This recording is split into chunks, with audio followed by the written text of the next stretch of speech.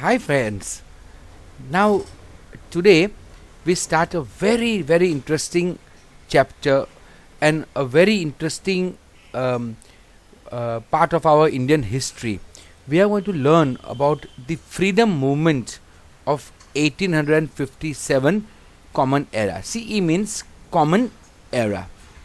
See, in early times, means just some years back, we used to write AD, but now we use CE and BCE, before Common Era and after Common Era. So CE. So this is the revolt of 1857 which we are going to learn about. Nationalism emerged in India after the arrival of the Europeans, and not just because they arrived. Before them also other people had arrived in India, they had ruled over India, but the idea of being Indian, the nationalism, right, Rashtravad, that arose because of their arrival and also because of their behavior and their policies towards India. So many people at times in different parts of India used to get together and try to fight against the British policies and revolt against the British. But they were limited to certain areas only. They did not get any cooperation from a whole mass of people. It did not become a national movement. It was limited to their pocket only, their community only. And so it was very easy for the Britishers to destroy them or to subdue their revolt. But in 1857, for the first time, a large number of kings and zamindars and soldiers got together and challenged the British. Right? So it became one of the first war of Indian independence. See, we all know that India got independent in 1947. But the first war, the first joint effort against the British occurred in 1857. That is 90 years before we became independent.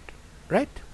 So nationalism started at this time and it culminated in 1947 when India became independent. So first let us look at why this revolt occurred. What are the reasons? So the main reason we can talk of was the widespread dissatisfaction among the people due to the suppressive policies of the British. The British wanted to spread their empire in India. Even outside India, they were on a empire building spree. And in this context, they were not good rulers towards Indians and even other people. So people were dissatisfied against them. So there were many reasons, right, for this dissatisfaction. We can club them into groups. Like we can call first group would be social and religious reasons. British tried to bring the British East India Company, see the company rule. Remember when I say British rule, before 1857, it was the British East India Company. The word company is most important. Who ruled over India. So it was a company. It was a group of businessmen. These people, this thing was nothing but a group of businessmen. Now, my question to you is, what do businessmen do? They do business. Why do they do business? They want to earn profits. उनको लोगों का welfare से कोई मतलब नहीं है, उनको profit कमाना है. एंड प्रॉफिट कमाने के चक्कर में कुछ भी करो चलेगा, because you are doing to people who are far away, over whom your government does not care. So this company, policies were not very good, and we saw that even after 1857, after British government took over the rule of India, still the policies did not change much. Now people of India felt insecure. They felt suspicious regarding the social reform policies which the British or the company had adopted. The missionaries, the Christian missionaries, would come from Europe to preach Christianity. They did good work, right? They did quite good work, but still, people of India became suspicious. They became insecure. People of India felt that the government was trying to convert them to Christianity and to destroy the Indian culture and religion forever. Right? So, right, they believe this thing. Okay, our culture was at risk. Our religion was at danger, and Christianity or these missionaries were trying to convert. Right? It was definitely a truth in that. A conversion was widespread. Then also Indians were undermined, not given importance in the railway, jails and military. At that time, a large section of our society was orthodox, पुराने विचार वाले, रूढ़िचुस्त विचार वाले, and these people were immediately suspicious.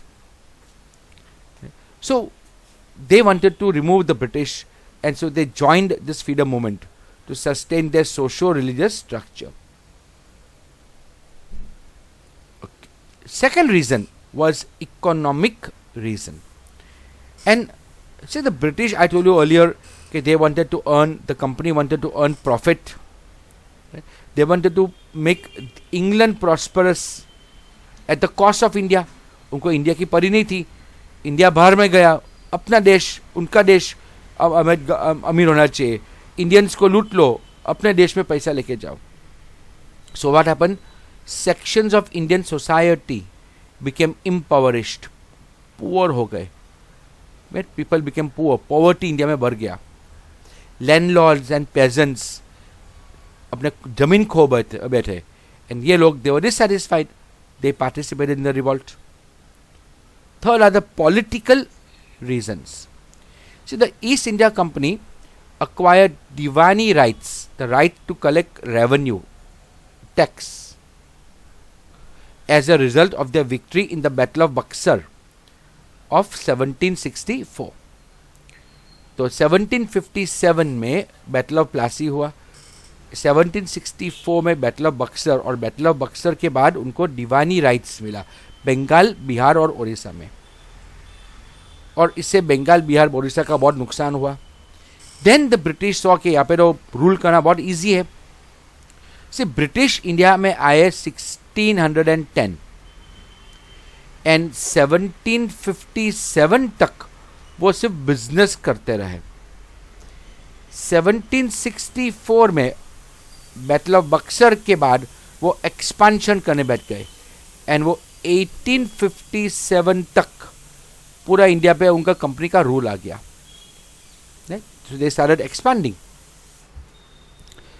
The policy of expansion उन लोगों ने adopt किया. Subsidiary alliance system, Dalhousie, Wellesley का doctrine of lapse, that is policy of annexation and doctrine of lapse of Dalhousie, and सिर्फ diplomacy, mere diplomacy, बाहर से बातचीत करके, संबंध बना के वो एक्सपांड करते गए. 1857 में रिवॉल्ट हुआ. उसके बाद ब्रिटिश ईस्ट इंडिया कंपनी का पावर निकल गया और इंग्लैंड के क्वीन ने पावर अपने पास ले लिया, यानी ब्रिटिश गवर्नमेंट का रूल आया. यहाँ तक कंपनी का रूल है, यहाँ से यहाँ तक कंपनी का इन्वॉल्वमेंट है, यहाँ तक बिजनेस और यहाँ से रूल.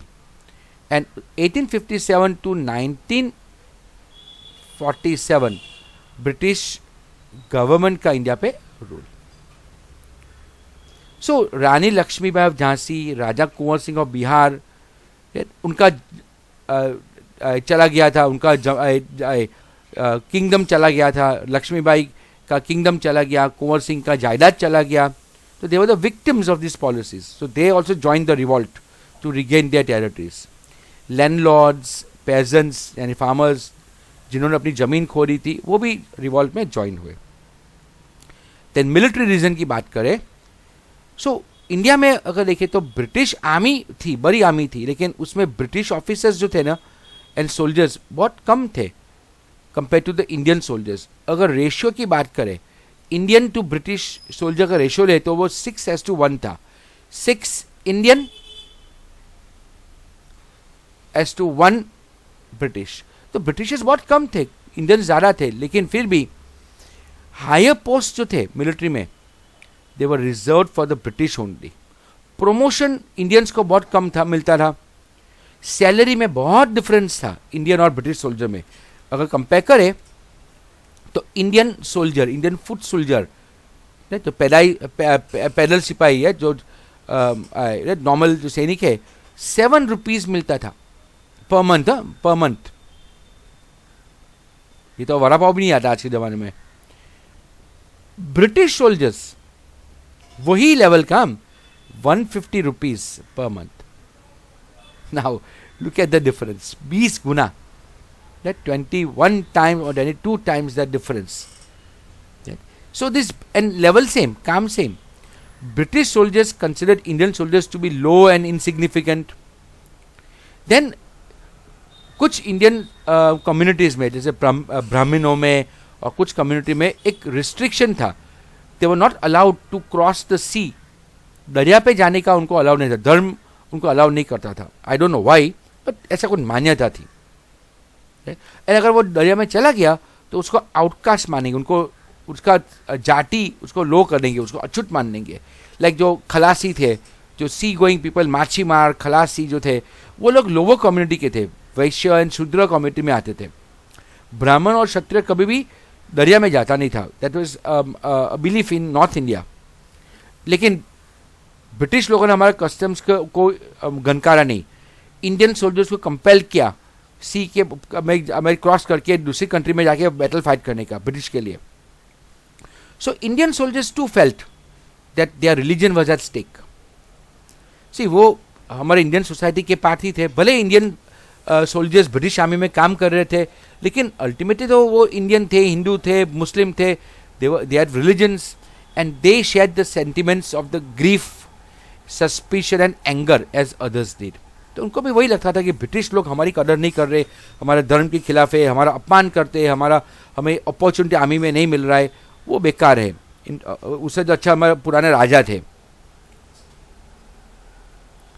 नाउ द रिवॉल्ट का प्लानिंग चालू हुआ. सो द इमीडिएट रीजंस क्या हुआ और कैसे वो रिवॉल्ट आगे बढ़ा, उसका हम बाद में देखते हैं. Okay, so When you talk of immediate reasons, actually revolt क्यों चालू हुआ इमीडिएटली, ये आगे का कंडीशन थे, वो बैकग्राउंड था. वो ब्रिटिश के खिलाफ लोगों का गुस्सा बढ़ रहा था, इट वाज सिमरिंग. लेकिन ये ज्वालामुखी कब फटी, that is the immediate reason. So बहुत सारे रीजन थे, हमने आगे देखा. For the rising anger and the discontent, rising anger and discontent among the people towards the British rule. जनवरी 1857 में, अभी देखो, in January 1857 a new rifle called the Enfield rifle, उसका नाम था the Royal Enfield rifle was introduce in the Indian army. अब इसका जो कार्ट्रिज था, राइफल का नहीं लेकिन उसका बुलेट का जो कार्ट्रिज था, the cartridge of this rifle had to be bitten off before being used. Cartridge is a covering. This cartridge, now it was believed, now see, this cartridge was believed, वो prove नहीं हुआ है, but maybe it is true, it was believed to be greased. This cartridge was greased with the fat of cow and pig. See, आज हम जैसे plastic का covering करते हैं, अभी उस समय प्लास्टिक नहीं था, तो उसका कवरिंग, वो कार्ट्रिज का कवरिंग करने के लिए वो काऊ का फैट, पिग का फैट में से ये कवरिंग बनाया था, उसको ग्रीस किया था. Now for the Hindus, beef is considered to be, वो बीफ नहीं खाते बिकॉज काऊ उनके लिए होली माना गया है. तो काउ का मीट वो नहीं खाएंगे. And for the Muslims pork यानी पिग का मीट वो तो प्रोहिबिटेड है, उसको गंदा मानते हैं. सी हिंदूज काउ को होली मानते हैं इसलिए नहीं खाते, मुस्लिम्स पिग को गंदा मानते हैं इसलिए उसका मीट पोर्क को नहीं खाते. तो दोनों हिंदू और मुस्लिम में ये काउ एंड पिग का फैट या मीट या कोई भी चीज़ फैट वो प्रोहिबिटेड है. लेकिन ब्रिटिश ने उनकी बात नहीं मानी, कि नहीं नहीं जो है हम जो बोलते हैं वो करने का.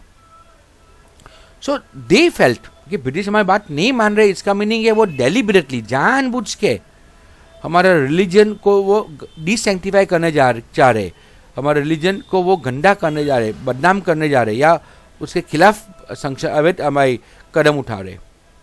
उन लोगों ने बहुत कंप्लेंट्स किए ब्रिटिश को, लेकिन कुछ हुआ नहीं.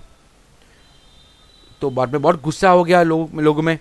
19th Battalion of Barakpur was the first to refuse the use of the cartridge. अभी देखो बैरकपुर यूपी में जगह है, वहाँ पे उन लोगों ने ना बोला कि हम ये यूज़ नहीं करेंगे. तो ब्रिटिश ने ऐसा नहीं कि हम बात करते सोचते, पूरी बैटालियन द एंटायर बैटालियन को डिसबैंड कर दिया. उनका डिसबैंड मीन्स उनका हथियार ले लिया गया, उनको नौकरी से बरतरफ कर दिया गया, पूरा डिसबैंड कर दिया गया. सो नाउ पूरा यूपी में नॉर्दर्न इंडिया में पूरा टेंशन, ब्रिटिश आर्मी में जो इंडियंस थे सब में टेंशन छा गया. एंड वो अभी प्लानिंग करने लग गए. Means they start planning at the same time. Lakshmibai, Kunwar Singh, Tatya Tope they already started planning in under कि कुछ हम करते हैं ब्रिटिश के खिलाफ, अभी एक साथ में वॉर करते हैं. सी सोल्जर्स इस लाइक इसके आपके सामने का जो टीम है, आपके दुश्मन का जो आर्मी है, उसके एक सोल्जर अगर वो उनके राजा से खफा है तो आपके लिए राइट टाइम है ना, वो सोल्जर्स को आपकी उसकी और ले लो, आपकी तरफ खींच लो एंड वो सामने वाले को हरा दो. तो वही हुआ कि ब्रिटिश आर्मी के इंडियन सोल्जर्स खुद नाराज थे, टेंशन में थे, गुस्से थे. तो कई इंडियन राजा को लगा कि ये राइट टाइम है, अभी हम प्लानिंग करेंगे तो अभी हम ब्रिटिश को एक झटके में उनको निकाल पाएंगे. इंडियन सोल्जर हमने हेल्प किया ब्रिटिश आर्मी के जो ट्रेन सोल्जर्स हैं जिसके पास बंदूक है, तो बस हमें कोई रोक नहीं पाएगा. And that is why revolt का प्लानिंग अभी चालू हो गया. उसके बारे में हम अगले वीडियो में देखते हैं. So do join in the next video. Bye friends.